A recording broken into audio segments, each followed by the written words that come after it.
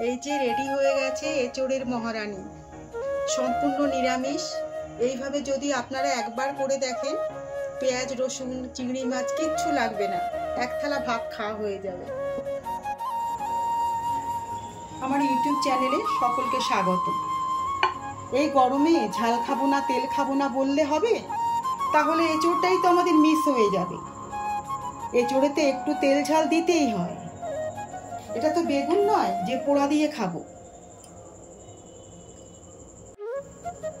আজকে এঁচোড় খেয়ে কালকে আমরা ব্যালেন্স করে চলবো, আর আমাদের সব সময় তো ব্যালেন্স করে চলতেই হয়।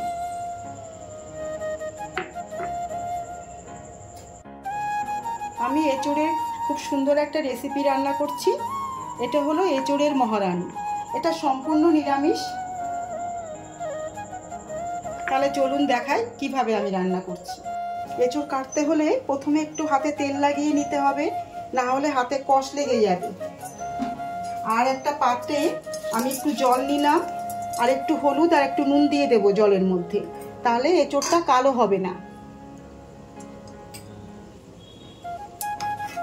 এবার আমি এঁচোড়টা ভালো করে কেটে নেব। এঁচোড়টা সেদ্ধ করার জন্যে আমি একটু জল বসিয়ে দিলাম গরম হওয়ার জন্য। আমি এঁচোড়টা ভালো করে ধুয়ে নিয়েছি। এবার এঁচোড়টা আমি একটু সেদ্ধর জন্য দিয়ে দেব।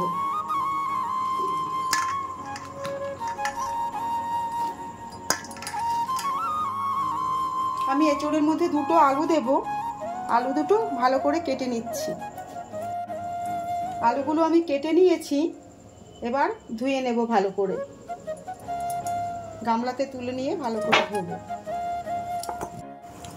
আমি আলুগুলো এর মধ্যে সেদ্ধ দিয়ে দেব। ফুটে উঠেছে জলটা, আর একটুখানি হলে হয়ে যাবে।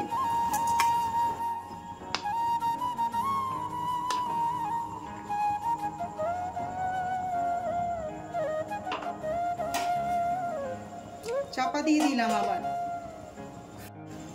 আমি শিলে মশলাটা বেটে নেব, তার জন্য শিলটা ভালো করে ধুয়ে নিয়েছি। আর একটুখানি আদা দেব। খুব বেশি মশলা ব্যবহার আমি করব না, অল্প একটু আদা নেব। আদাটা একটু কেটে নিচ্ছি।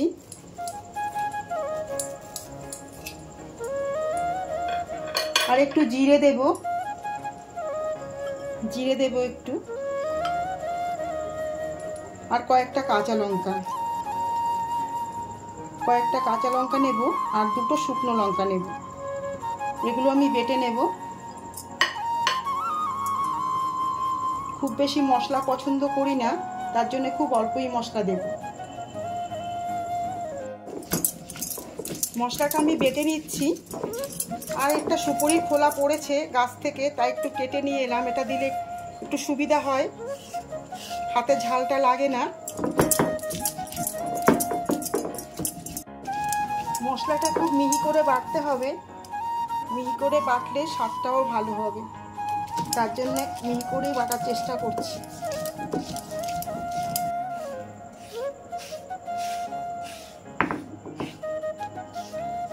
খোলাটা দিয়ে খুব সুন্দর করে বাটা হয়, কাঁচানো যায় সুন্দর।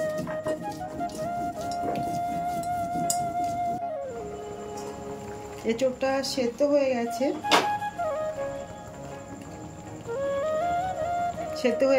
আলুটাও সেদ্ধ হয়ে গেছে। এবার আমি নামিয়ে নেব।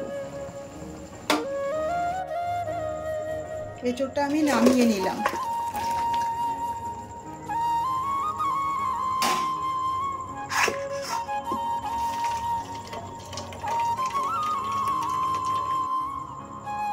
এই এঁচোড়ের জলটা আমি ফেলবো না, রান্নায় ব্যবহার করব।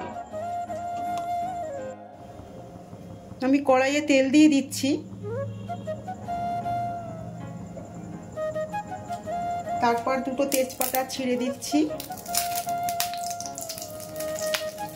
দুটো শুকনো লঙ্কা দেব ফোড়নের জন্য। একটু জিরে, দারচিনি একটু টুকরো টুকরো করে দেব। একটা এলাচ ছিঁড়ে দিচ্ছি।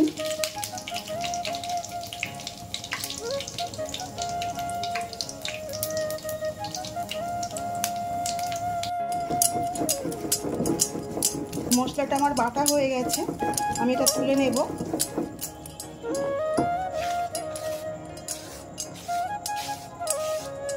মশলাটা আমি তুলে নিচ্ছি। এবার মশলাটা কড়াইয়ে দিয়ে দিচ্ছি, একটু ভাজা হবে। এর মধ্যে আমি টমেটোটা কেটে নেব, টমেটো কেটে এর মধ্যে দিয়ে দেব। টমেটোগুলো কেটে নিচ্ছি, এঁচোড়ে দেব।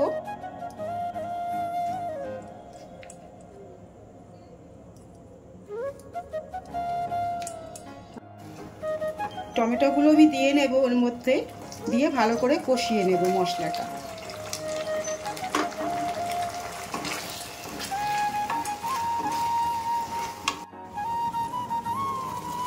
মশলাটা কষানো হয়ে গেছে, আমি এর মধ্যে এবার এঁচোড়টা সেদ্ধ হয়ে গেছে একদম এটা, আর আলুও সেদ্ধ হয়ে গেছে। আমি সব কিছুই এর মধ্যে দিয়ে আরেকটু কষিয়ে নেব।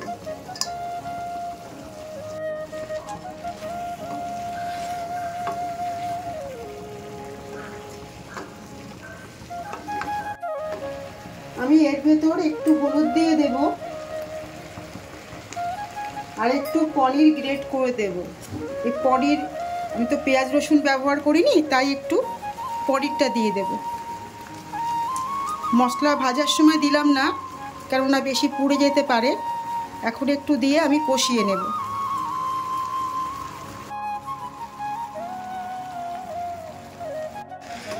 ভালো করে নেড়ে চেড়ে নেব একটু, তারপরে আরেকটু কষিয়ে জল দেব।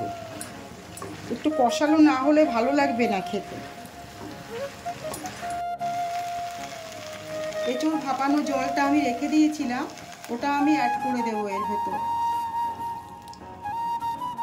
কয়েকটা কাজু ভিজিয়ে রেখেছিলাম এঁচোড়ে দেবো বলে, নামানোর আগে বেটে রাখি, নামানোর আগে দিয়ে দেব।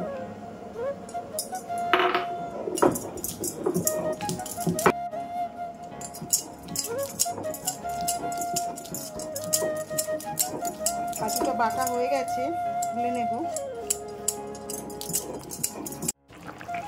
কাজু বাদাম বাটাটা দিয়ে দিলাম, আর একটু জাল হবে, আর অল্প হবে, আর একটু ফুটুক, চাপা দিয়ে দিই। 2 টুকরো দারচিনি, একটা এলাচ, 2টো লবঙ্গ আমি একটু বেটে নেব, নামানোর আগে দেব।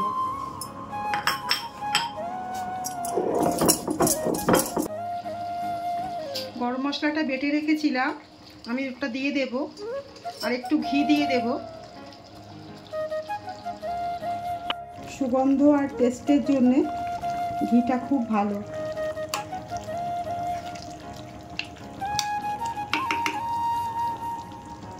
আর 2টো বাতাসা দিয়ে দেব, একটু মিষ্টি হবে, খুব বেশি মিষ্টি দেব না আমি।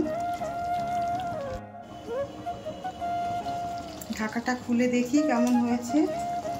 হ্যাঁ, রান্না পুরোপুরি হয়ে গেছে। এবার আমি গ্যাসটা অফ করে দেব। পুরোপুরি হয়ে গেছে। এই যে রেডি হয়ে গেছে এঁচোড়ের মহারানী, সম্পূর্ণ নিরামিষ। এইভাবে যদি আপনারা একবার করে দেখেন, পেঁয়াজ রসুন চিংড়ি মাছ কিচ্ছু লাগবে না, এক থালা ভাত খাওয়া হয়ে যাবে। আপনাদের ভিডিওটা ভালো লাগলে লাইক শেয়ার আর সাবস্ক্রাইব করবেন।